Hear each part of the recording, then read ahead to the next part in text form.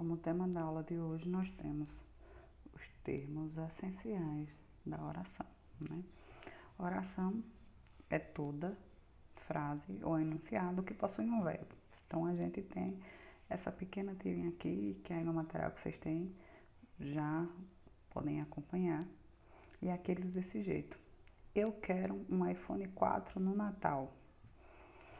Como que eu vou saber que isso se trata de uma oração? Então, a primeira coisa que procuraremos para qualificar como oração é procurar o verbo nessa oração. Então, quero indica que tem um verbo nessa frase e indica que é uma oração. E assim depois você pode analisar em cada uma das outras falas dos personagens, né? Aqui é um pequeno texto sobre isso e ele vai nos dizer que dentro do contexto gramatical nós temos uma estrutura mínima para organizar uma oração, que vai marcar pela existência ou não de duas partes essenciais. E quais serão essas partes essenciais, né?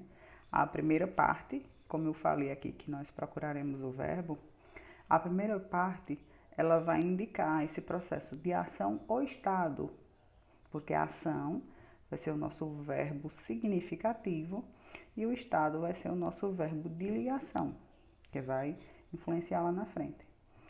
Esse processo sempre, eu acabei de falar aqui, sempre vai ser um verbo, por isso que nós procuramos primeiro o verbo na oração.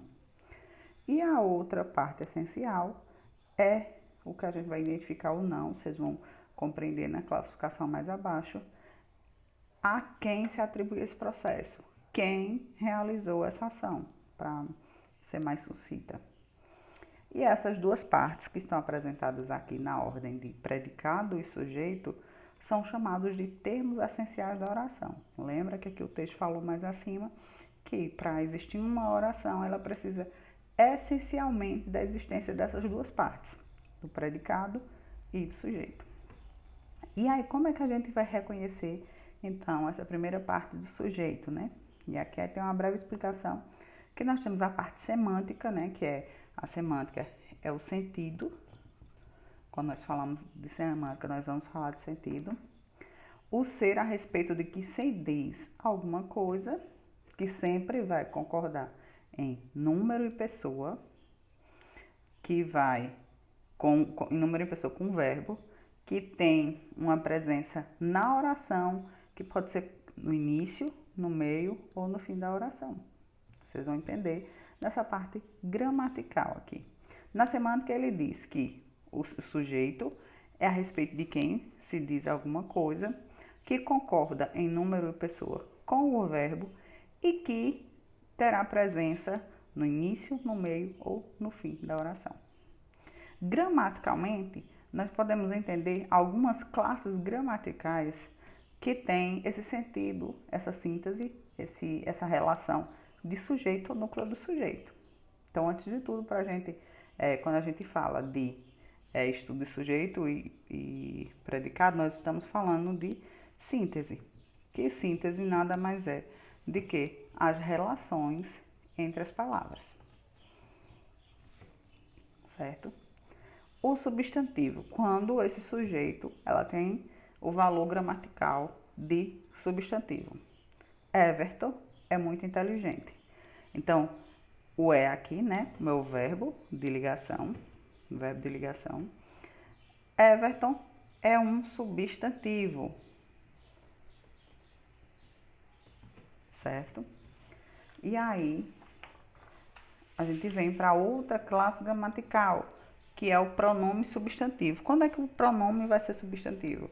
Quando ele substitui um substantivo, né? Então, pego a caneta e deixo-a cair. Aqui nós compõe um período composto, né? São duas orações. E o que é que deixo cair? O que é que eu deixo cair?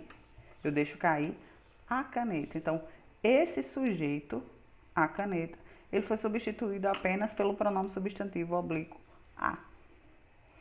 Aqui nós também temos um pronome substantivo que nada é impossível. Esse pronome indefinido. Esse aqui é um pronome oblíquo e esse é um pronome indefinido. Nós já vimos que ele tem função de substantivo, de pronome substantivo e agora de numeral. 2 saíram da sala. Então, esse 2 aqui, o nosso numeral, ele está com função de sujeito. Quem saiu da sala? 2. 2 pessoas, 2 alunos, 2 homens e assim vai. A palavra substantivada é quando a palavra ela pode ser de outra classe gramatical, um verbo, nos exemplos que nós temos aqui, e é transformada em substantivo. Quando eu digo o meu jantar foi lindo, esse jantar aqui ele não está com ação, ele está com o nome de uma coisa. O meu jantar foi lindo. Então é uma palavra substantivada, um verbo que virou substantivo. Viver também é verbo, só que ele está com valor de substantivo. Então, por isso que nós chamamos palavra substantivada, que são os núcleos desse sujeito, certo? E a oração com valor de substantivo, que é novamente outro exemplo de oração, de período composto, né? É necessário. Então, é necessário é uma oração subordinada substantiva. E aí nós precisamos de quê? Não é necessário que as pessoas leiam sempre. Que as pessoas leiam sempre vai ser o substantivo dessa oração, que está trocada aqui por essa expressão, leitores assíduos, que aí nós teríamos o nosso sujeito e leitores, o nosso núcleo do sujeito. Então, é oração com valor de substantivo. Como nós classificaremos esse sujeito, né? Esse sujeito, ele tem a classificação de sujeito simples, composto, desinicial, indeterminado, oração sem sujeito. Então, nós temos como sujeito simples apenas um núcleo. O sujeito tem só um núcleo, que é só uma palavra importante. Então, eu sou o pássaro da felicidade, né? Sujeito e predicado. Quando eu digo eu, é o meu sujeito, tem apenas essa palavra e também a palavra mais importante. Então, aqui é o meu núcleo do sujeito. Por isso, o meu sujeito é um sujeito simples. Quando eu tenho um sujeito composto por mais de um núcleo, eu vou ter um sujeito composto. Os alunos e os professores do curso farão as atividades juntos. Sujeito, predicado. Os alunos e os professores do curso são sujeito. Mas qual dessas palavras são as palavras mais importantes? Aluno e professores. Mais de um núcleo, por isso, sujeito composto. Sujeito desinicial, que ele é indicado, como eu já falei para vocês, desinência verbal. Então, qual é a desinência verbal? É aquela que nós conseguimos identificar o número e a pessoa através da desinência do verbo. Então, aqui nós temos o verbo estamos. Quando eu tenho essa desinência mos, eu já subentendo, porque mos, eu subentendo não, eu estudei já, né? Que o mos vai ser uma desinência que vai me indicar primeira pessoa do plural, certo? Então, as partes finais do verbo, nós podemos identificar de que pessoa que se está falando. E por isso nós temos sujeito desinicial, porque descobrimos pela desinência verbal. O sujeito indeterminado é quando não se pode ou não se quer identificar o autor na oração. E aí, então, duas maneiras de encontrarmos o sujeito indeterminado.